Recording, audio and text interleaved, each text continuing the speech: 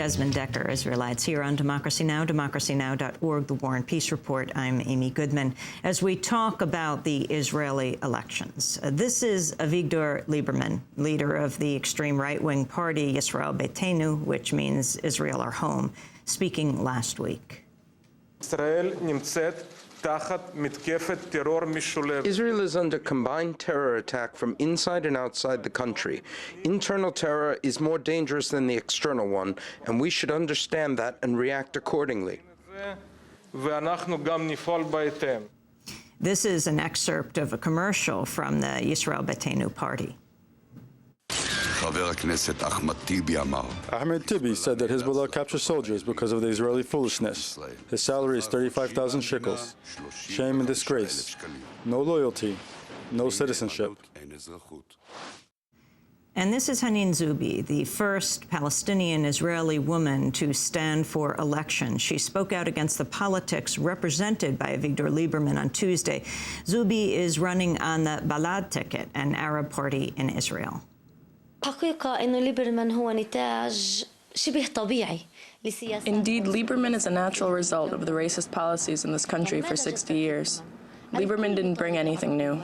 All the parties demand loyalty from the Arabs. The right, what's called the center, what's called, by mistake, left or center-left, they all demand loyalty from the Arabs. The new thing by Lieberman is only giving the punishment. The punishment for no loyalty is pulling the citizenship. I want to go now to Neve Gordon, who's head of the politics department at Ben Gurion University in the Negev. He's author of the book Israel's Occupation. In fact, his home was under fire from the Hamas rockets, his kids in the bomb shelter. Professor Gordon, your response to Avigdor Lieberman, his rise, were you surprised by it? And exactly what are the policies he represents? Let me begin by noting that this morning I taught my political theory class, and we were teaching John Stuart Mill's on liberty. And what I think John Stuart Mill would say is that Lieberman is more dangerous to Israel than, say, Hamas, because Lieberman can destroy the Israeli political realm more easily than Hamas, because Lieberman does not want to allow any view that is other than his own, any criticism of the government, to enter the Israeli political realm. And that is an anti-democratic and an anti-political message that he's giving the Israeli citizenship. So I think Lieberman is extremely dangerous. As I mentioned before, I think his party has strong neo-fascist tendencies, and I think that their rise is a manifestation of the direction Israel is going, and I would say it's an anti-Israeli stance. I do partially agree with the representative from Balad that we cannot understand this as an island, as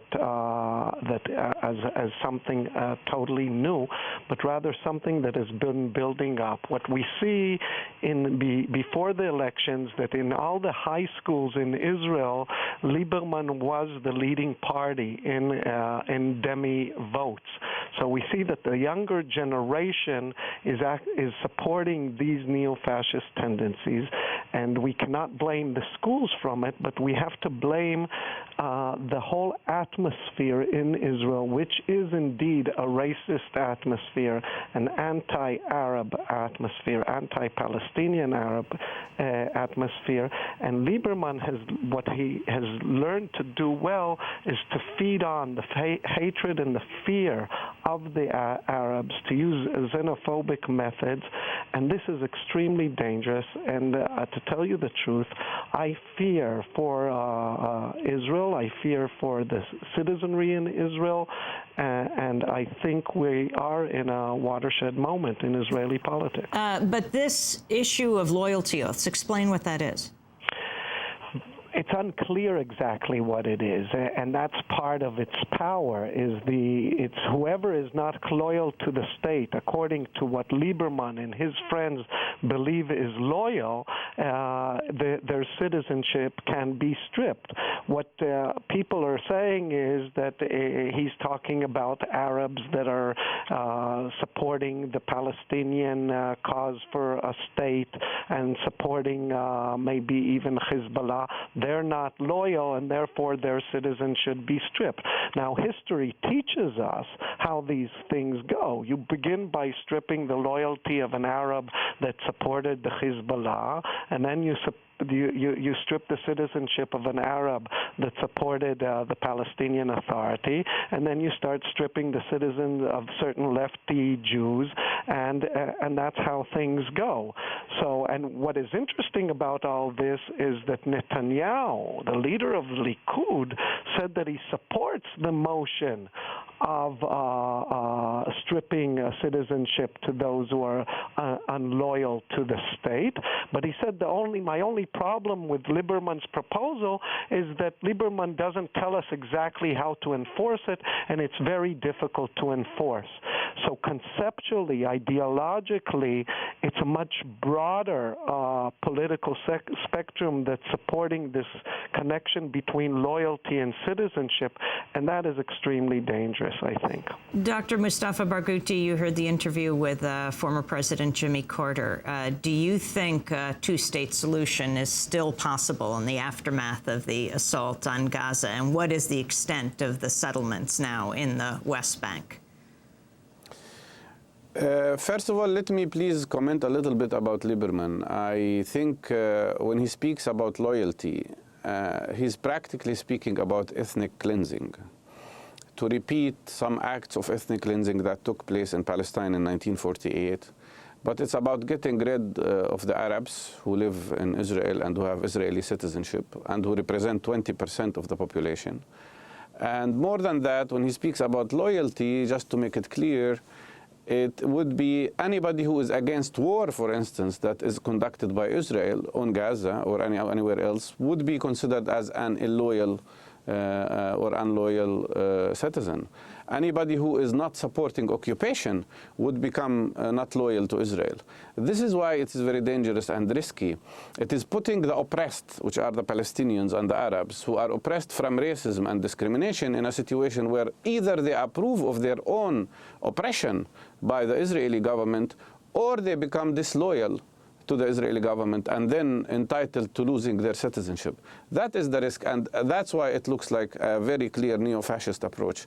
Now, on the issue of settlements, I want to say that since 1967, there hasn't been any period where there was a real freeze of settlement activities. On the contrary, they have been growing at a much faster rate, especially during the times of the so-called peace process. During Annapolis period, the rate at which settlement continued to expand was 40 times more than before Annapolis. And now we are witnessing the creation of even whole new settlements. That was under Kadima. That was under the coalition of Labour and Kadima, Livni and Barak, and without Netanyahu. So you can imagine what would be the case. In my opinion, we have reached a very critical moment, and that's why these elections are of great importance, because they bringing in of a racist tendency in Israel and this whole extreme coalition into the Israeli government, which would be the case, is happening exactly at a moment when we are about to lose the last opportunity of two-state solution.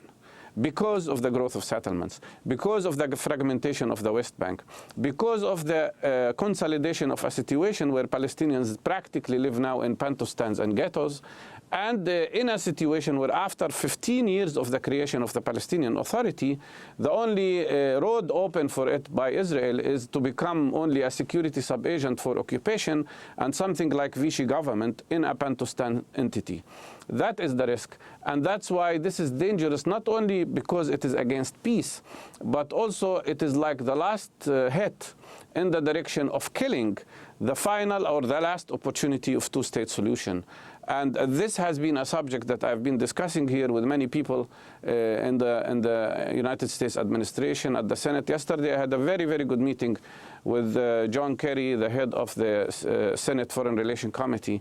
And I hope, the only thing that can stop this wave of extremism, this wave against peace, is only a strong United States stance. I don't know if it will happen, but I can tell you this is the time of challenge.